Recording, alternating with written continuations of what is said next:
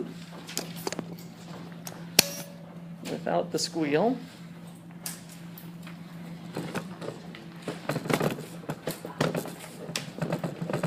Alright, well, I'll try that. Okay. So,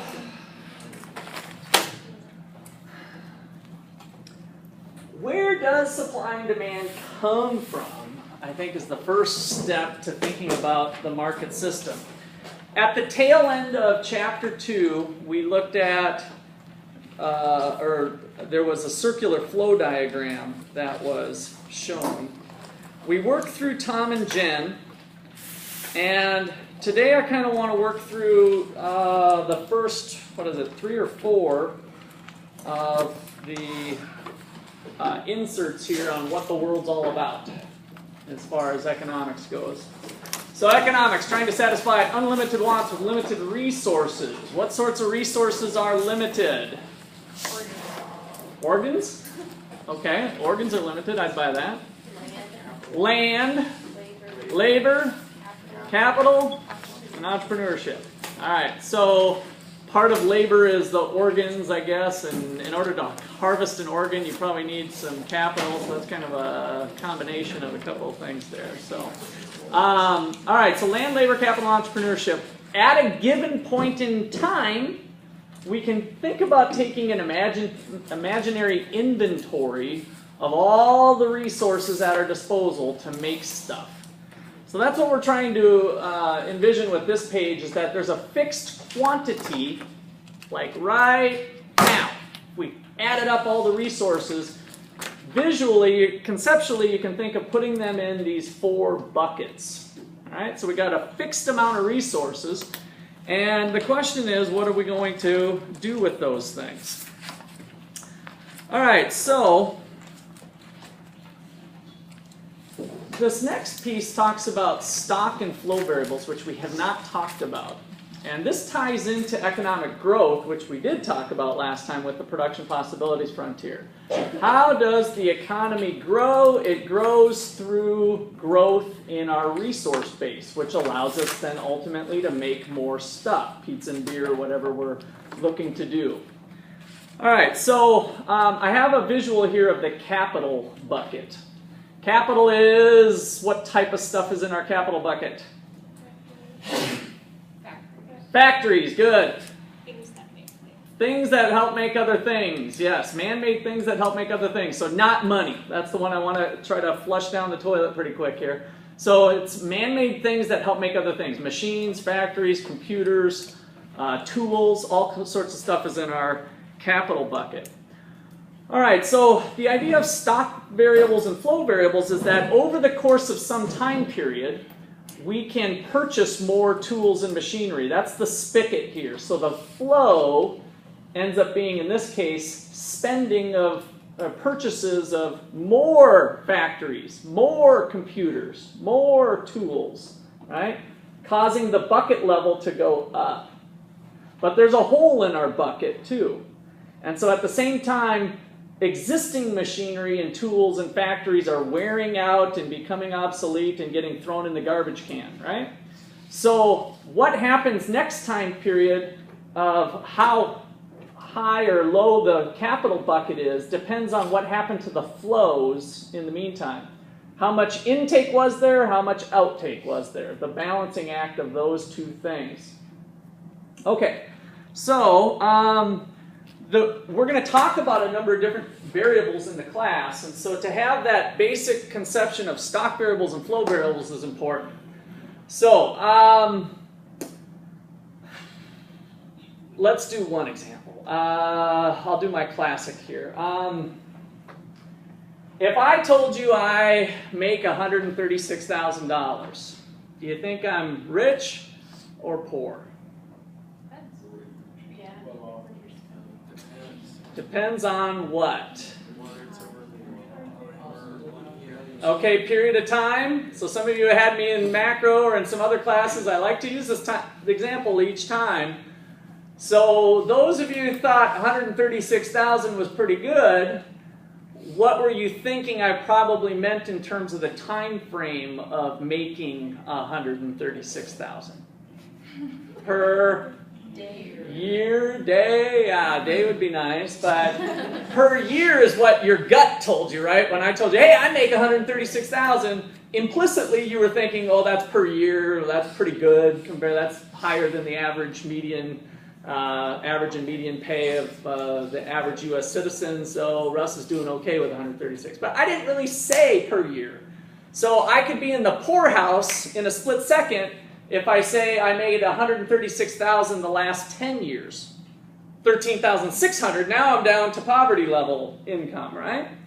Or, as somebody pointed out, if I was making 136,000 per month, per day, if we look at some of our professional athletes who might be up at that level for some of the superstars, then we're in that super rich category. The point is, the 136,000 had absolutely no meaning until we associated a time frame with it. We couldn't make a judgment of whether that was good, bad, or otherwise until we had a time frame on it. So the variable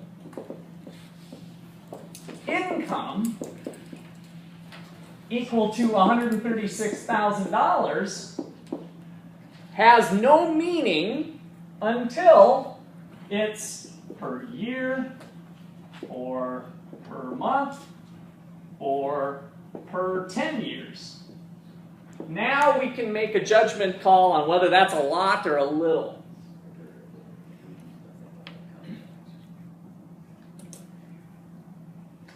So income is a flow variable.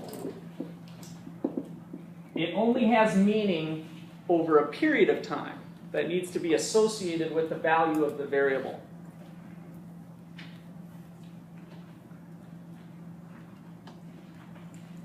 So, let me change things around and tell you that I've got $136,000 in my checking account. Does that have meaning to you right away? Yes, right? And so if I say that I have it in my account today, it has meaning to you. If I rephrase that and said, I have $136,000 in my checking account and we're going to go out to Kansas City, the whole class, and not come back till it's all gone, does that mean you're going to probably have fun today and tonight? Yes, that probably means a lot of fun. So the variable in that case is the checking account balance. The checking account, now let's go ahead and put balance. But the checking account variable equal to 136,000 has meaning today. So this has meaning at a point in time. And that makes it a stock variable in general. A stock variable. And now we start to see the relationship between stocks and flows, right? If I take my income and I put half of that into my checking account grows, right? So the bucket of the checking account balance grows if I dedicate some of the flow of income to that bucket. And so that's an important relationship between stock and flow variables. So we can take really any variable and plunk it into one of those two categories. Those of you who are maybe in accounting, how many people are in accounting or have had accounting at OU already? It's part of our foundation courses for business school. All right, so stock variable, flow variable relates back to the income statement or profit and loss statement, right? So over the given month or the year, how well did your company do? Did you have a profit or did you have a loss? Was over the course of 1 year. The balance sheet has the value of your assets. One of those would be your checking account balance. So the balance sheet is a stock. All the stock variables fall into the balance sheet. All the flow variables fall into the profit and loss statement or the income statement. Okay.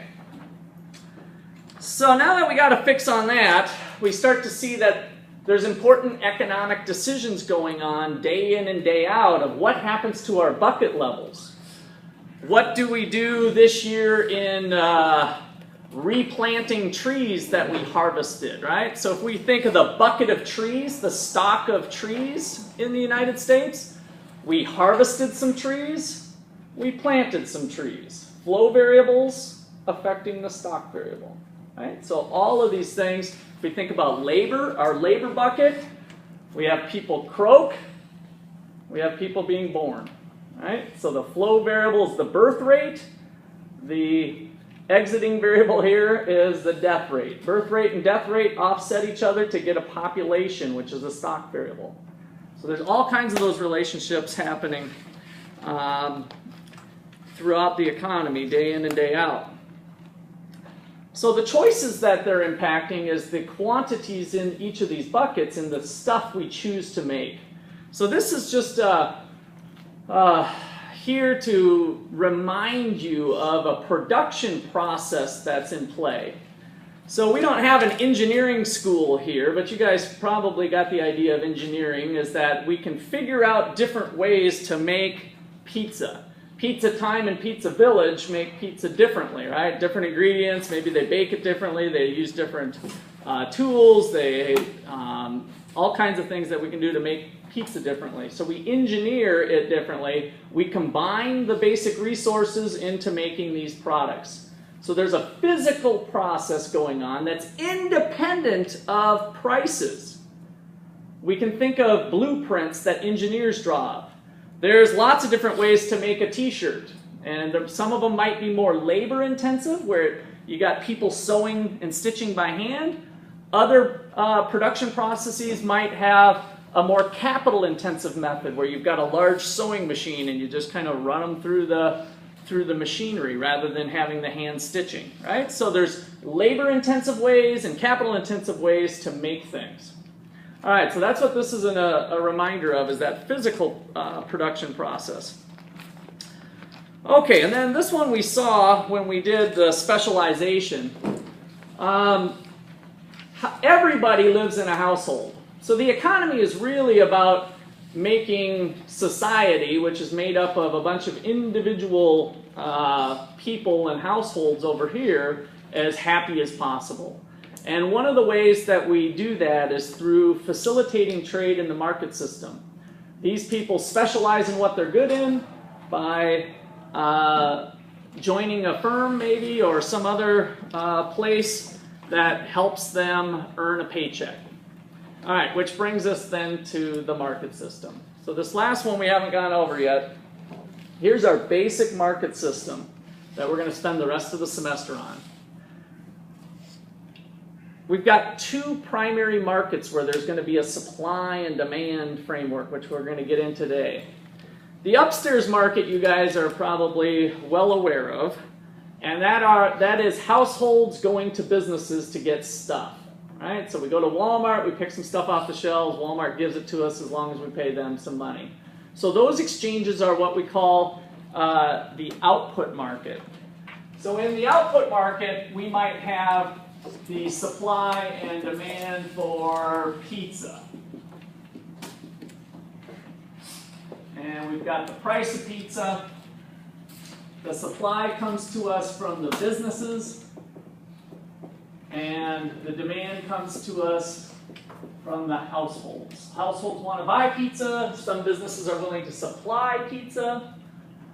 The interaction of the two give us a quantity exchanged, which we'll later define as the equilibrium quantity, and an equilibrium price of, let's say, $13 for that medium pizza.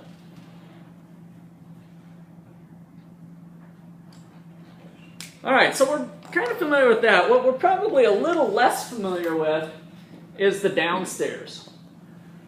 So in the downstairs, we want to think about the roles being reversed. How do these guys over here, the firms, the collection of people who left their house for 8 hours a day, how do these people supply the pizza? Well, they have to use the scarce resources. They demand those resources. So downstairs in the resource market, we also have a demand and supply curve. And so we can call this the factor market or the resource market. So we've got the quantity, let's just put some resource, we'll keep it real generic here. Could be the labor, it could be the machinery, it could be land, it could be something else. But we have the quantity of resources being traded, and then we've got the price of those resources. If we were talking about the price of labor, this would be the wage rate maybe, right? Or the salary being paid. So the roles get reversed because now the group who's demanding resources is the businesses. And all of a sudden they're the demand curve, and the supply curve is coming to us from households. Why? Because households ultimately own everything. Businesses don't own anything. People, human beings, are behind everything. And I know we kind of get kind of tricked in a sense, or we have this veil in front of us that makes it look like Wells Fargo and Chase and General Mills and General Electric and some of these big companies, Fortune 500 companies, that they own a lot of stuff, but at the end of the day, people own those companies, right? So they're all owned by shareholders, and so ultimately, everything on the island that we live on, all of the resources are over here. And what's really going on is that they are supplying resources to the businesses to use. Okay, so that sets the stage then for the two markets, and that's it until the government enters the picture. But in terms of voluntary transactions going on, we have the output market, all final goods and services. So this is in general, if we use the word output here, or final goods and services. And down here we have all of the resources, or factors of production.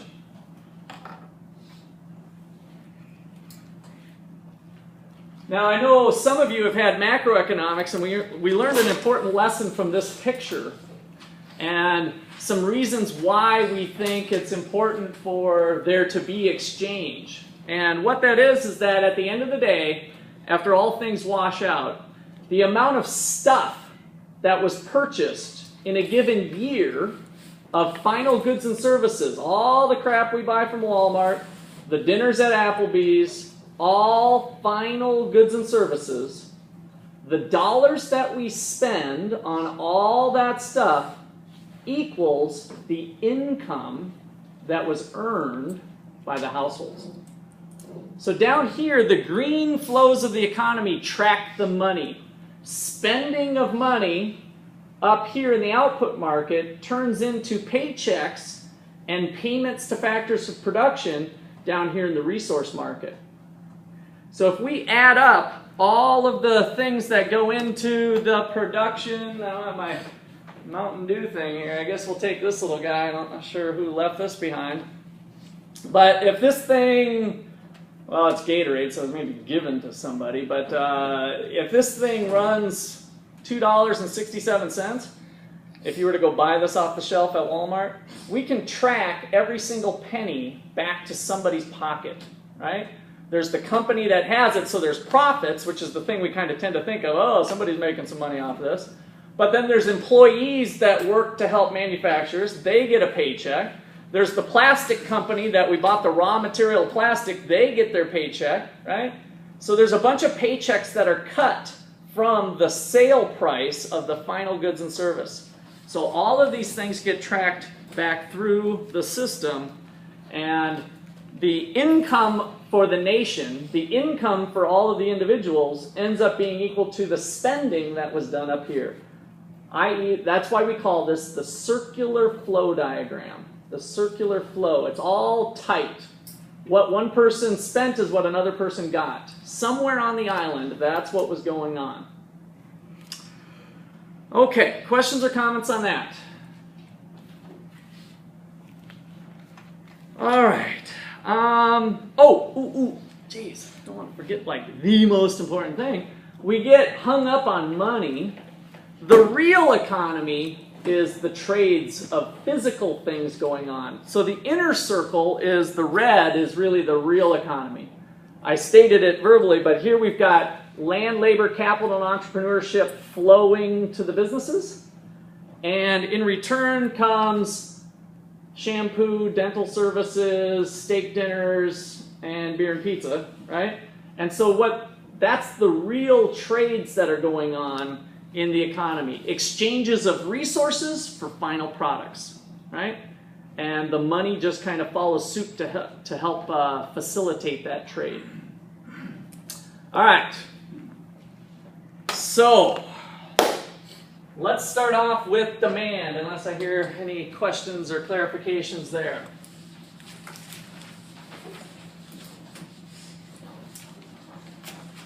So we're going to start you off with the law. The law of demand.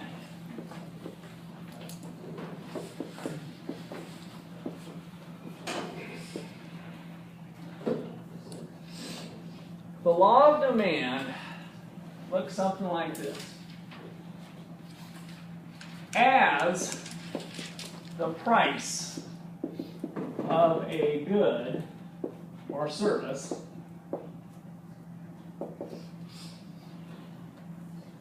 as the price of a good or service increases, the quantity demanded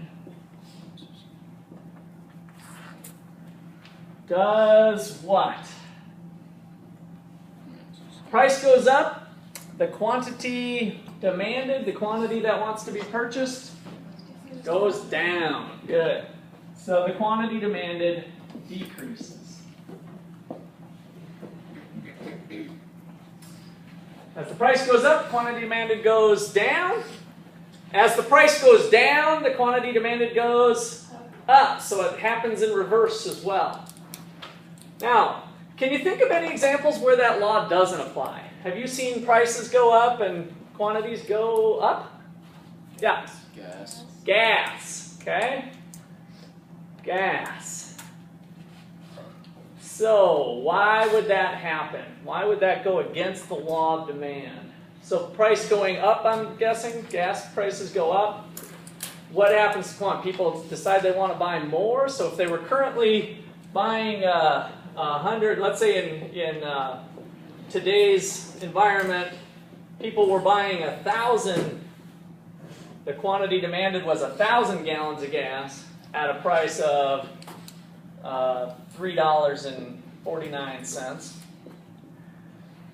So you're saying you can think of something to where if the price goes up to $3.69, people are definitely going to buy more. Okay, what? Probably like the same amount. Same amount? Yep. Well, I don't know if this applies to this situation, but I know like a lot of times during the summer months, that's when gas prices go up. Okay. And that's when people want to use it because they want to travel and they want to visit other places. So good point. Let's have this point of analysis happen on a similar day in summer. So one day, on a given day on July. So if we were going to compare July 24th, we'd compare maybe July 24th from the previous year or something like that. Okay, but good point. There would have to be factors other than price that would contribute to the increase. Okay, why do you say that? Well, the demand curve law is that. Okay, so you got the law, so you want to throw it, you're thinking there would have been some other factors that would have caused it to go up. So can you think of any reason why you'd buy more if the price went up? Let's go ahead and give those reasons. What are some reasons, so some of the things that you were bringing up, Becky, or maybe Sheldon, what were you thinking? You think the prices get raised in the future? Okay, so think it's going to go up in the future. Think up later. Okay, what else? Shortages. Shortages. You think there's going to be a shortage? For what reason? That is a war. Think shortage, maybe there's a war coming or something changed there. Maybe Syria war. Yeah. All right, so that's pretty relevant to today. That some people think that if the price goes up, the quality of the product has gone up. Okay, maybe there's some sort of quality change. Okay, Maybe get more. get more, what do you mean? So instead of getting like just a burger fries for $3, for $4 you get a burger, fries, and drink or something. Oh, okay, well that's changing the good. I don't want to do that. But yeah, that's, yeah, because then we're really changing the package that you're buying, right? She was bringing up if we had a burger and fries, but then we add the drink to it. But that's really changing the cube up here. So if we're adding pizza and a drink, well, yeah, the demand for that would look differently because we're thinking of it as one product. Yeah? Are you just stretching? What if your income increases? Okay, income. So maybe your income is a lot more. So the point here is that it's possible to tell a story of price going up and quantities going up also. It happens all the time. We don't know really what's going to happen. So this law is a bunch of crud the way it sits. It's really not a law at all. In fact, it's kind of bogus, BS, whatever you want to call it. Because it's missing the most important part to make it complete. And I, of course, intentionally left it off. But you guys are alluding to all of those things that are completely relevant that makes this absolutely false. So, as the price goes up, quantity, people are going to want to buy less. What can we tack onto that to make that true with certainty, or to make it really a law? Are we going to allow this to happen? That your expectations of the future are going to change? Are we going to allow war to break out and that to change your perceptions? No. Are we going to allow you to hit the lottery and win $20,000 on the scratching? And maybe you want to buy, not only do you want to buy more gas, but you're going to buy a Hummer too, right? And get $6 or 6 miles to the gallon or something. And quality changes, again, allow that to change. That's kind of like changing the bundle. They're very similar. So in other words, we're not going to allow anything to change. So we're going to tack on this little Latin term, ceteris paribus. And what that means is that we're going to hold all other things constant. So ceteris paribus, this part here, means holding all other things constant. In other words, the only thing we're going to allow to change is the price.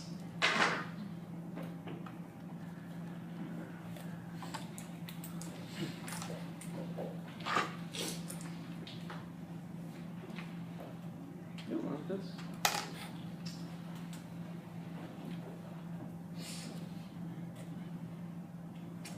So, let's get back to this though.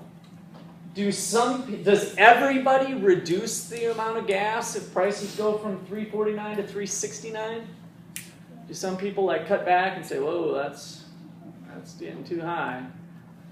No, they don't. So some people don't change their quantity. Would that fact alone, though, cause them to increase their quantity compared to what they were doing? No. No. But they might stay the same, right? So if we were to look at a demand curve like that, so maybe, who's the people that wouldn't give a rip on it? Raise your hand. If gas is $3.49 or $3.69, you don't change your behavior one bit. All right. A lot of people should be that way. But let me grab you. What's your name? John. So John's demand for gas, if we were to look at John's behavior and his quantity purchased of gasoline and the price of gasoline, we know that from $3.49 to $3.69, John doesn't give a rip.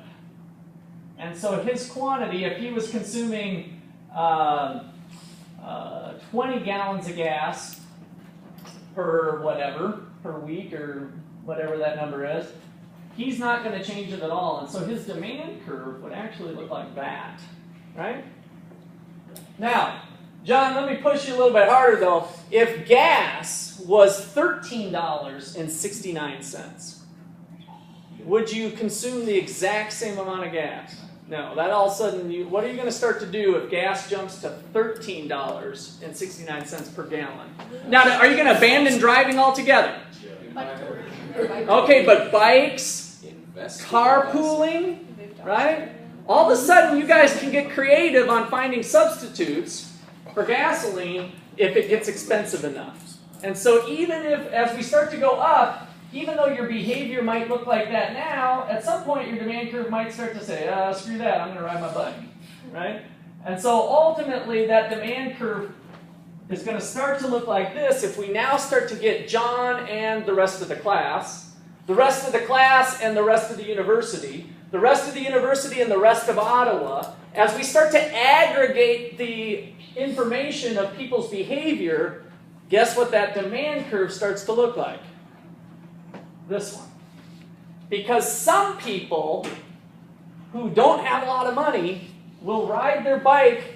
If they used to drive to work 5 times a week, if gas goes up by 20 cents, somebody out there might choose to take a bike every other week just for the exercise, plus the fact that gas is kind of getting up there, right? So we start picking and plucking people at the margin, changing their behavior. Little by little, as gas prices start to go up and up, more and more people start to act like that. Choose to ride the bus, choose to carpool, choose to do whatever. And we'll start to see that as the price goes up, the quantity demanded is going to fall. All right, so important one there, holding all the things constant. So what you need to know next is how those other things affect demand. So first of all, the law of demand gives us this picture. So I guess I'm going to run with our gas problem here. And so let's just say we've got 1, 2, 3, 4, 5. So we got $1, $2, $3, $4, $5. We're looking at the price of gas and the quantity of gas.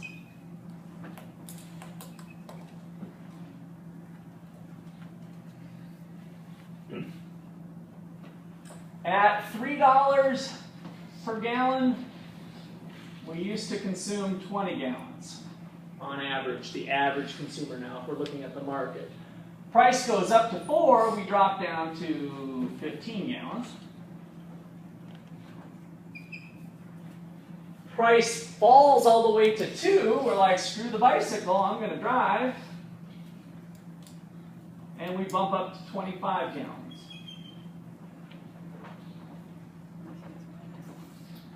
So we can start to create a demand schedule where we've got the quantity and price at different levels. At various prices, what are the quantities demanded?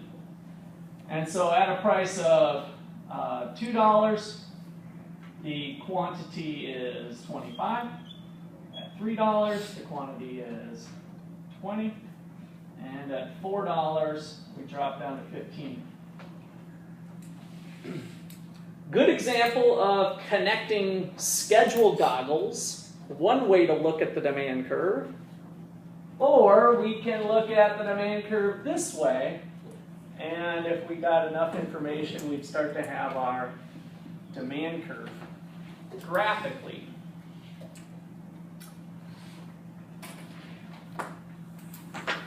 So if the average income in Ottawa is it's not very high in Ottawa, I'm sorry to say. I don't know what the median is, but 36. I was thinking 30 something. So let's use 36. So along this demand curve, the income on average in Ottawa was $36,000. So each decision along this demand curve at various prices was holding constant income at $36,000. Now, suppose that we change things and somebody new moves to town and opens up a new plant, and the university grows in size, and Ottawa's starting to be an up-and-comer in terms of small communities with its nice location to Lawrence and Olathe and some of the bigger cities. And what if that income rises to $44,000? What happens to this picture? If incomes go up to $44,000, what is likely to happen? Probably outward. Move the curve outward, right? So at $3, when I was making 36 grand a year, I wanted 20 gallons. But now that I'm making 44,000, is that what I said, 44? Now that I'm making 44,000, I want more. At $4, I used to want 15, now I want more. At $2, I used to want 25, but now that I'm a rich guy, I want more. And the demand curve with an income of 44,000 lies to the right of the old demand curve. It has caused the demand curve to shift at each and every price. Will the curves be parallel? For our class, the curves will be parallel, yes, the way we've described it. It wouldn't necessarily have to be in reality. But we'll pretty much be dealing with straight line demand curves and supply curves for simplicity. All right, so if income fell, then of course we would have demand curve heading this direction. What if the price of automobiles that didn't get at least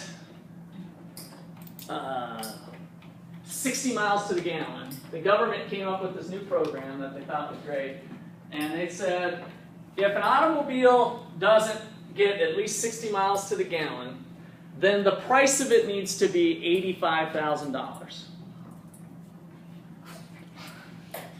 That was their new program. They wanted to give incentives, try to cut back on fossil fuels and our dependence on foreign oil and all that jazz. So if the price of cars goes up, the price of cars goes up substantially, what happens to this demand curve? This one or this one, it doesn't really matter. They both go down. They both go down, right? So what was held constant when we drew this curve was not only the income, but also the average price of a car, maybe a new car, let's just say, was $20,000. When incomes went up and the price of cars stayed the same at 20, the only thing I analyzed was the income effect, then the demand curve shifted the way it did. Notice I held price of cars constant in both cases. Now, if I decrease the price, or if I increase the price of cars holding 36,000 constant, that demand curve would look somewhere over here, right? And so each time we're changing information, similar to what you guys wanted to do when we created the law in the first place, right? We're changing the circumstances that now in your brains need to become a demand shifter. So this is the list that I recommend you have memorized for the next test. And the homework. Well, you don't have to have it as memorized for the homework, though, is the thing. Demand shifters. Number one, income.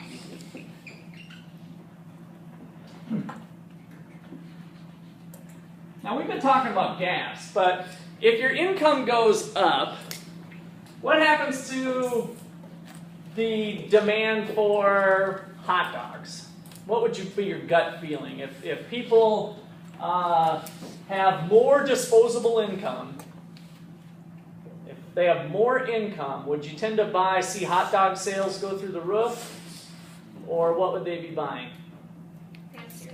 Fancier things. Steak, T-bones, maybe some hamburger even is probably an up from the whatever they scrape off the floor and squish together to make a hot dog, right? So that's a pretty cheap meat. And so income can go both ways. So typically, what we did for gasoline here is we analyzed what's true for a normal good. And for a normal good, an increase in income leads to an increase in demand, a shift to the right. So, I'm kind of running out of room there, but an increase in demand means a shift to the right is my notation that we'll use. An up arrow means a shift to the right, just like what we did here. But if we're talking about hot dogs, studies show those to be what economists call inferior goods, where an increase in income leads to a decrease in the demand for that good.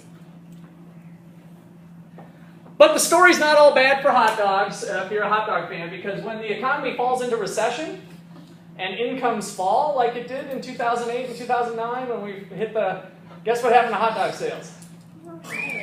Right? So it goes in the opposite direction too. If income goes down, hot dog demand goes up. So that's just the economics of it working. All right, so income is one, normal and inferior goods. Number two that we talked about is, in general, the price of related goods. The price of related goods. So PRG is what I'll just use for some notation here. Price of related goods.